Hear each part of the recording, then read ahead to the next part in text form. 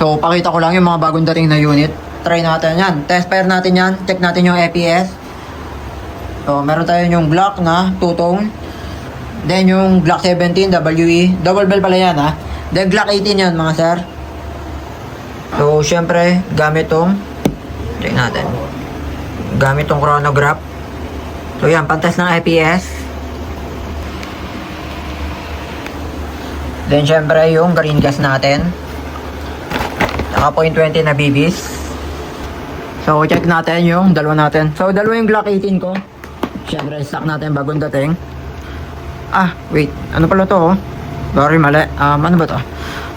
Glock 17 pala to. Unahin muna nga natin itong Glock 17. So, ayan na yan. So, Glock 17 natin. Two-tone yan. So, yan, oh. Ganda. So, black and brown.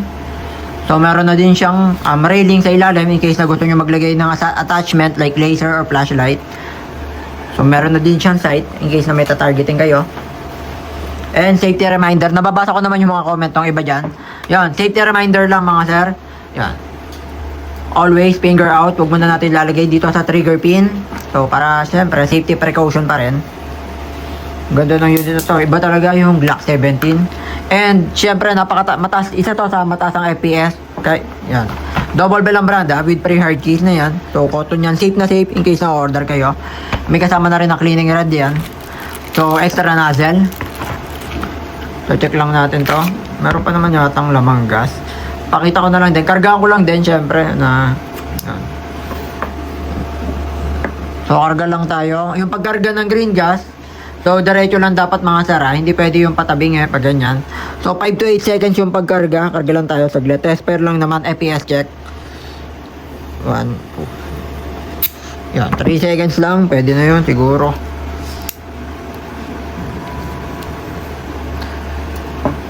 Then, yan. Meron ng laman na green gas. So, yung pagkarga ng BB sa bala. Yan. Then, press down lang. Yan, oh.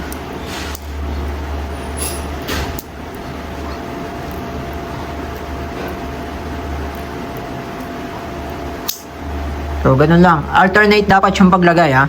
Mas okay naman talaga, syempre, pag alternate o walang buongi yung paglagay ng bala. So, balik na natin sa mismong unit. Yan. So, kasa lang. Very smooth lang siya ikasa. Magaan lang. FPS check. So, yan. Anin lang natin. So, first try. So, 334. Solid talaga yung Glock 17, di ba? So, 331. So, ubusin na natin yung laman. So, semi-auto siya, mga sir. Automatic pa rin naman. So, press nyo lang yan para bumalik. So, ganda. Solid yung unit na to. So, syempre, metal din yan. Yung magazine niya, metal na rin. So, eto na. Parehas na Glock 80 na yan. Sure na to. So, double bell ang brand with pre-hard case na yan. Glock 18 yan, ha. Ayan, lagyan ko lang ng basahan. So, yan. All black siya, mga sir, ha. Pagka sinabing Glock 18, dual mode yan. Semi-auto. Pagka nakataas, semi-auto, single fire. Pagka nakababa, yun yung full auto o rapid fire. Yan. Sa iba, tawag daw rat-rat. Meron na din siyang railing sa baba. So, Glock 18 yan, mga sir, oh. Open yun, no? Kita naman yung barrel. Makikita naman sa taas. Then, meron na din siyang sight. Yan. Yung rear sight at front sight. In case na may tatargeting kayo. Ganda talaga ng Glock 18, mga sir, oh. Solid na solid to. You know, very handy rin, syempre. Tulad ng Glock 17. So, yan. Karga lang tayo ng green gas tsaka BBs. Konti lang din. So, ano lang din, pan-test fire lang. Try natin since bagong dating. Kailangan naman talaga i-test. Yan. So, diretso lang yung pagkarga. So, nakargaan ko na. Balik lang yung takip.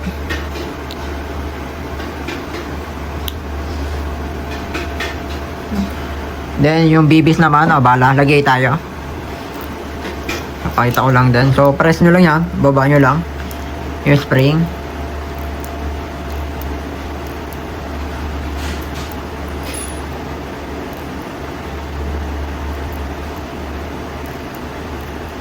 Baba nyo lang yan. Yan, dinamihan ko lang din para sa full auto nya. Yan.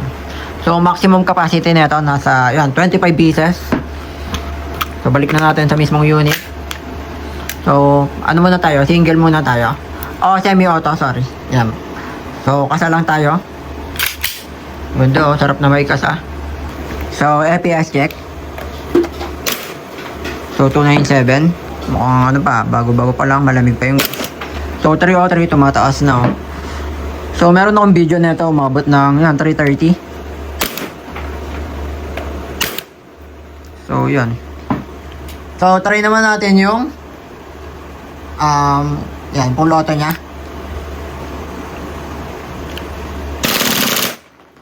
So, kita nyo naman yung power ng Glock 18. Diba? So, para bumalik, press nyo lang yan. Yan o, eto. Ganda, solid. So, tabi natin to. Yung Glock 18 natin. So, try natin yung isang Glock 18. So, eto naman.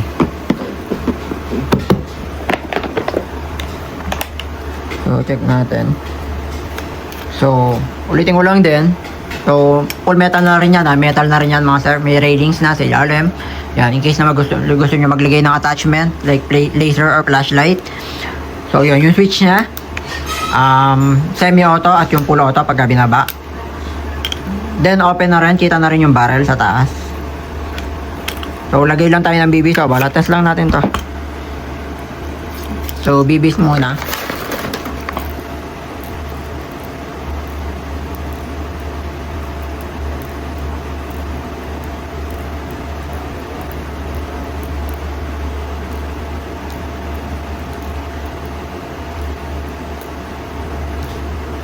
Yeah. So, yan. Meron na. So, lagay naman tayo ng green gas. So, check natin. Tanggal natin yung takip. So, ganun lang. So, 5 to 8 seconds yung paggarga. Diretso lang dapat. Ayan. Medyo puno pa yata to. So, yun. Meron pang laman. Marami pa yata laman na green gas to. And, balik na natin sa pinaka-unit. Yun o. Tuwabing-tuwabi naman talaga o. FPS check tayo. So, semi-auto lang to Glock 18.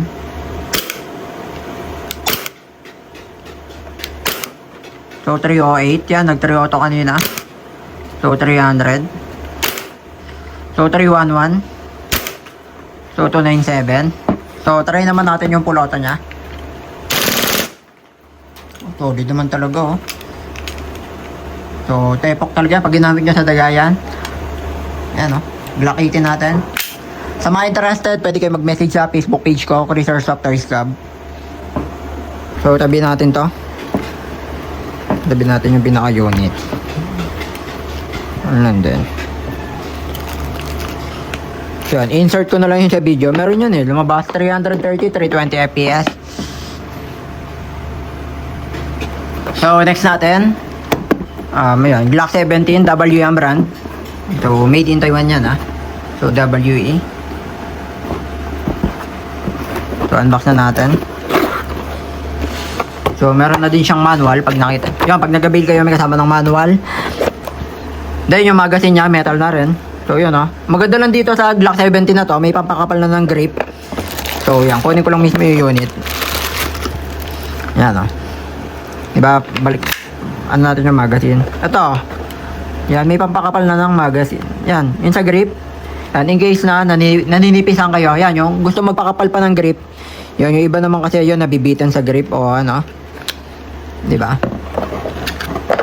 Yan, halimbawa, yan, gusto nyo yun yung pampakapal ng grip mga sir. Yan, pwede yan Diba? At least, medyo, yan. Yung mga nabibitin, syempre, very handy naman talaga yung Glock 17. So, solid na solid to, mga sir. So, made in Taiwan na rin. Syempre, pag WE naman talaga. Yan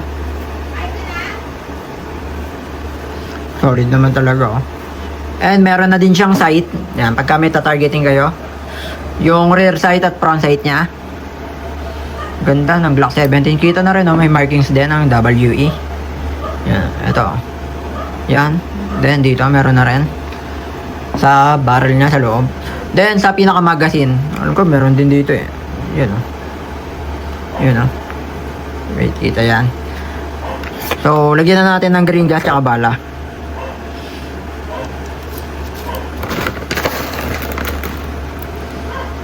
So, test pair lang tayo. Mga ilang piraso lang siguro to. Pwede na, mga 5. So, yung paglagay ng bibis o bala, make sure na, yun, mas maganda talaga alternate pagka naglalagay kayo ng bala. Then, yun, ako tinatanggal ko yung takip eh. Yan. Pagka naglalagay ako ng green gas dito sa Glock 17. Mga 3 seconds lang saglit. Pero pwede ito 8 seconds ha. So yun, ganun lang kasimple. Meron pa naman yatang laman to, kaya kung mapapansin nyo, konti lang nalagay natin. And balik na natin sa mismong unit. So test pair tayo. So yun 329. 329 ulit. Isa pa. 327. So yan, wala na siyang bala. Press nyo lang yan para bumalik. Solid talaga. So, WA, medyo magandang brand talaga yan. So, yan. Isa na siya sa pinaka, yun, Glock 17, mga sir. Mabili talaga yan. Solid. Maganda gamitin. So, diba? Ganda na ito. Made in Taiwan. Yan. Sa mga naghahanap ng M92, meron tayo HG 194. Ayan, Ganda na ito, So, HG 194. Open lang natin. So, yan Ganda. Sa mga naghahanap ng M92 Silver, pero medyo mahal na to, high-end na to. Made in Taiwan din to, mga sir, Ang kagandahan lang talaga nito. Mga sir, yan. Full auto na siya, Semi-auto at full auto. Yan. Taas natin. Yan. Naka-semi-auto yan. Ito yung, ayan, makikita nyo. Kita naman, meron nakalagay na yung FA o full auto pagka binaba. Yan. Yun yung rapid fire. So, kita naman, kitang-kita naman na silver siya. Silver chrome, solid to, yung pagka-silver niya. Meron na din siyang railing sa baba. Yan, in case na gusto nyo maglagay ng attachment like laser or flashlight. So, pinaka-unit pa lang din naman, maganda na talaga siya. Parang hindi na kailangan lagyan ng attachment. So, ang ganda, pati yung, yung sipatan niya, yung sight. Yan. Then, yung magazine niya, ito kaibahan lang. Yung iba kasi silver, pero ito, black. Yung iba kasi black eh. Pero ito, pati magazine niya, silver na rin. Karga natin ng green gas to, tsaka bibis. Pakita ko lang din. So, yan. Nakita nyo naman, binaba ko, diba? So, yung paglagay ng bibis o bala, alternate lang dapat.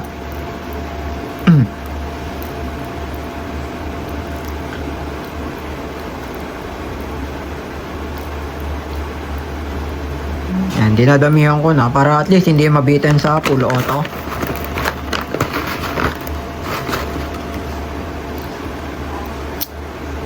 So, yun. Mga ilang peraso din yan, Then, karga tayo ng, so yan, kita naman, diba? Ayan, sa magazine pa lang kita na. Talagang, pagka made in Taiwan, syempre, yan. Mataas talaga yung FPS. Then, sa performance, makakasahan nyo, very reliable naman talaga. So, ang ganda talaga pagka made in Taiwan ang gawa. Halos yung FPS niya. Yan, so, karga lang tayo. Ito yung pinaka, magazine natin. Pakita ko lang yung inlet valve sa baba. Ayun, inlet valve. Then, karga tayo ng green gas. Yung pagkarga ng green gas, 5 to 8 seconds. So, yun, may lamang pa yata, kaya hindi makargaan. Yun, medyo puno yata ito. So, wait, matigas nga. Yun, may laman talaga, medyo puno pa nga yata yung green gas natin. Yung magazine, sorry. May magazine natin, puno pa yata. Hindi makarga ng green gas. So, yun, konti lang yung nakarga natin. Medyo, marami pa yatang laman na green gas to. Test lang tayo ng FPS. So, taas lang natin. Pumusok na siya. So, kita ba? Parang malabo. Yan. So, FPS check. M92 silver.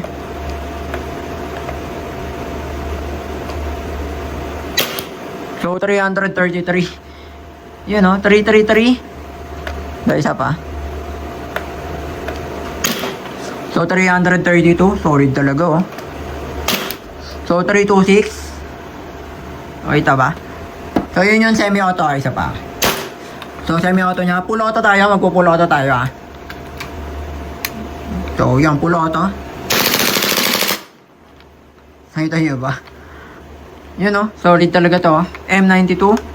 Na Silver HG ang brand. Ibang brand to. Yun. Made in Taiwan siya. So, magkakak na rin siya. Ubos na yung bala niyan, eh. Check natin. So, ubos na nga yung bala. So, pares nyo lang yan. Yan. Sa mga interested, pwede kayo mag-message sa Facebook page ko. Chris Airsoft Toys Cab. So, ilalagay ko yung link sa comment section. Nga pala mga sir, location ko, sa Cavite. And, yan. Message lang tayo mga sir. Pwede kayo mag-walk-in. Welcome na welcome kayo. If hindi man kayo makakapunta, nationwide ang delivery. Luzon, Visayas at Mindanao.